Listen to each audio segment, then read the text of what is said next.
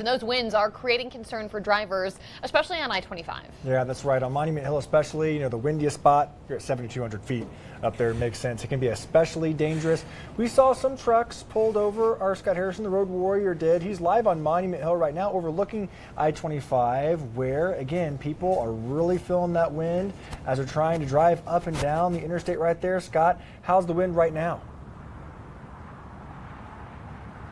Well, it's definitely gusty. Like right now, it's relatively calm, and then a few seconds later, one gust will come and almost knock you off your feet. So kind of off and on is how it's been here, not sustained at all, which is good for the truck drivers here. Behind me, you can even see what the wind's doing to some of the trees and the light posts maybe. We're in a calmer period, though. And then the thing that stands out the most is the trash that gets kind of blown all over the place. Secured trash, there's trash bags, trash of all shapes and sizes just all over the place, even blowing across the highway.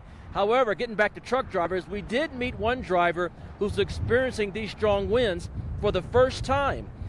And Tyler Williams was hauling a load of sporting goods from Arizona to Colorado Springs. But doing that made his truck lighter and more susceptible to the high winds. So he pulled over onto the southbound exit ramp in Monument. He had been there since 6 this morning, waiting for calmer conditions. And the trailer started swinging, and I started crossing the lines. I was like, nah, maybe I'll make it. I went about 2 more feet, and the trailer started to swing out. I was like, nah, I'm done. Well, right around 40, 50 miles an hour is a little rough. It gets over 60 miles an hour, that's when you got to start worrying about it. So especially the gusts. Now that's Rocky Hobbs. He's driving from Denver to Albuquerque, but he still has a full load to stabilize his truck. He stopped in Monument only to get lunch and says that the wind isn't strong enough to worry him.